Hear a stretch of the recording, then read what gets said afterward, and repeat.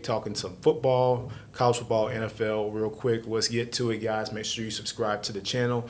We're also on YouTube, on Spotify, all your favorite audio podcast platforms. Make sure you check us out there, Jay's Fifth Down.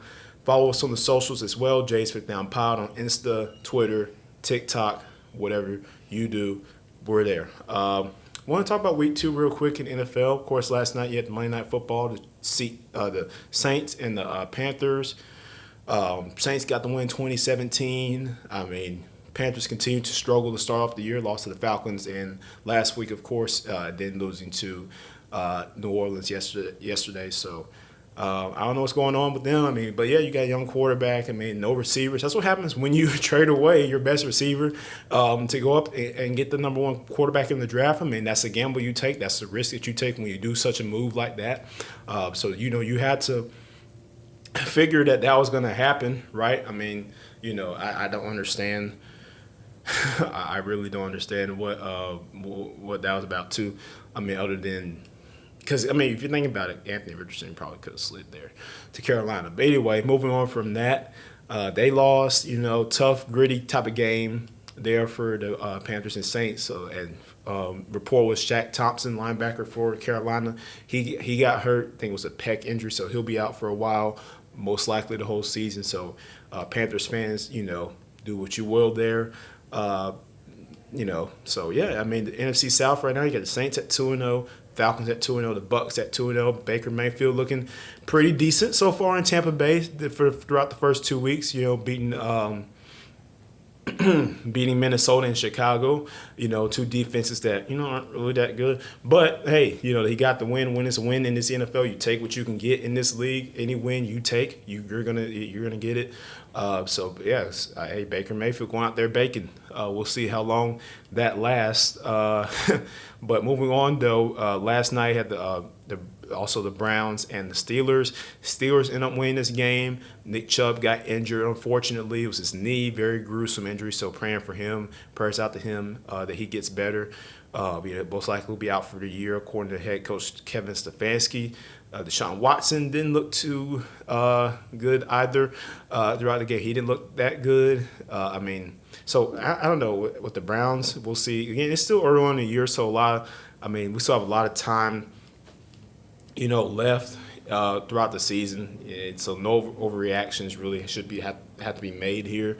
But if you look at it though, throughout Sunday's slate of games, the one thing that really popped out to me the most was the Chargers, man.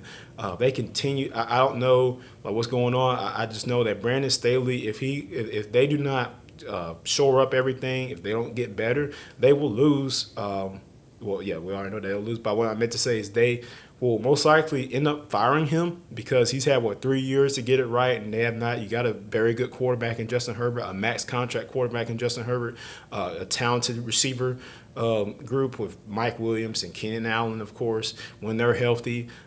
Good running back in Eckler. Your defense with Khalil Mack, Joey Bosa, all these guys, theoretically, you should be better than what you're putting out there. But, so far they haven't been able to do that. Now, granted, they played a good Miami Dolphins team week 1. But on Sunday, rather playing against the Titans, you really should have won that game.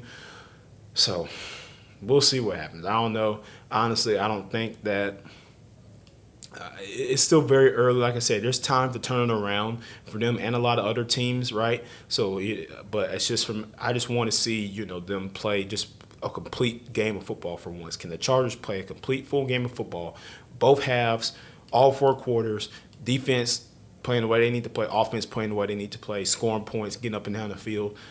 That's what you want to see if you're a Chargers fan, if you're a coach, if you're a player, right? Moving on that note, Falcons start off 2-0, hot start, beating the Carolina in week 1 and beating the Green Bay Packers in week 2. So, hey, not two teams that aren't so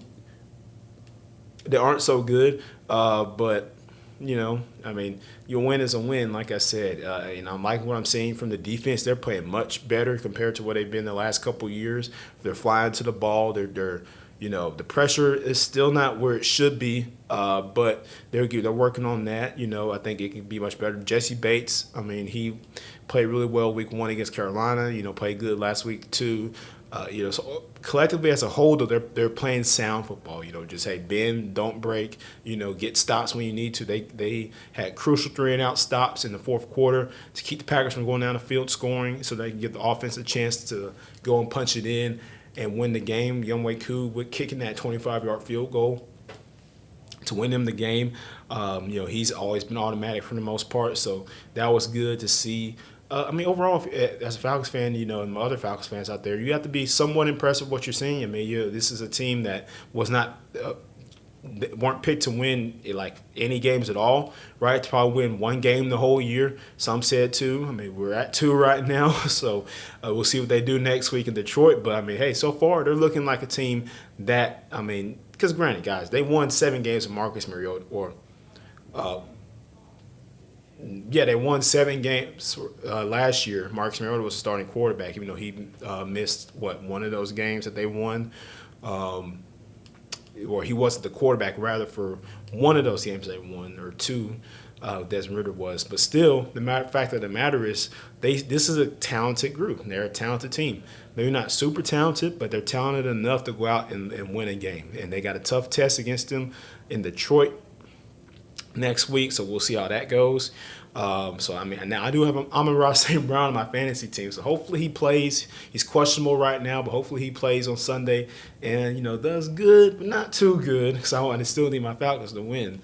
And moving on, and going on to a different note though, like I said, it's still early on. A lot of teams struggling out. Overall, I feel like it's collectively the league, all these teams really just kind of balled.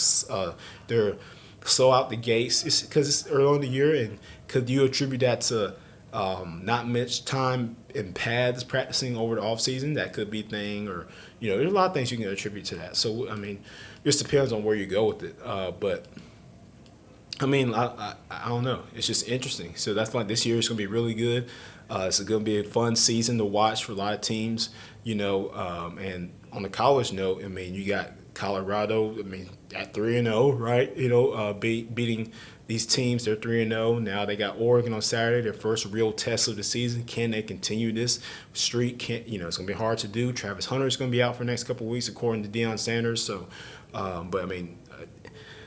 this team, they're playing like a true brotherhood right now. Like Deion coming over there as a coach is so important when you're able to get your players to buy into what you're preaching, to buy into the hype, to your to the culture. He doesn't really like to use that word, but I'm just saying it for the sake of it, for the culture of that he's building at Colorado, getting those guys to play for each other, not just themselves, and just to get after it and be physical, and just make plays. And that's what I'm seeing. It's a swagger, man. It's a swagger that they have at Colorado. It's very impressive what they're doing.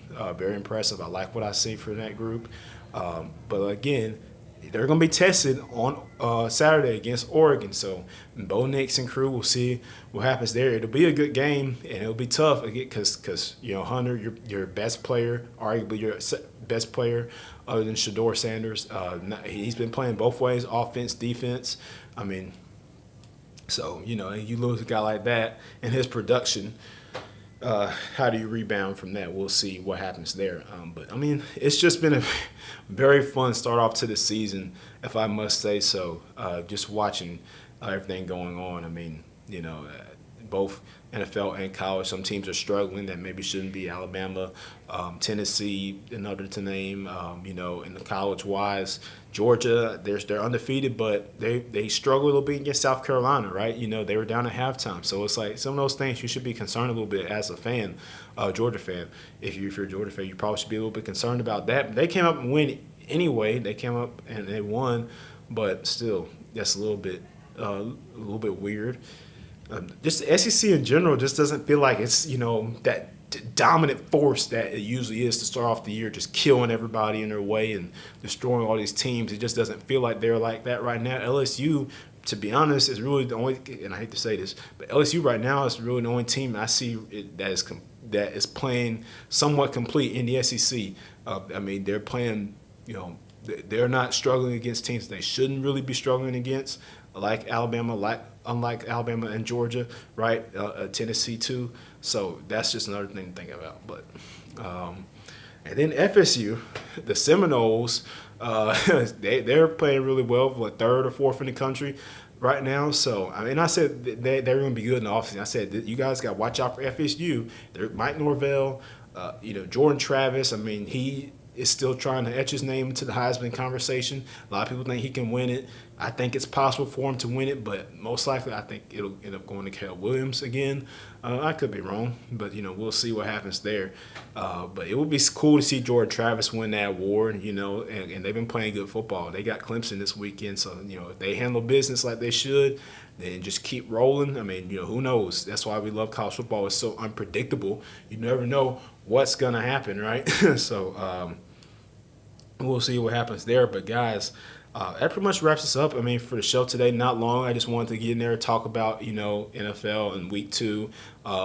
Just like I say, a lot of injuries going on around the league right now. So hopefully everybody gets better, right? Nick Chubb, hope he gets better. And a lot of these teams are struggling to come out the gate. But I think as we move throughout the year, everybody will start to settle in and calm down and get to the nitty gritty of it. So that's what I think will happen. But thank you guys for tuning in to the show today. We will see you next time with Jays Fit Down. We'll be right back here recording here in this podcast studio here. So thank you guys for tuning in, and make sure you follow us on the socials and subscribe to us on YouTube, and check us out on all audio podcast platforms. I'm your host, Jaden. Thank you for watching Jays Fit Down. We will see you next time.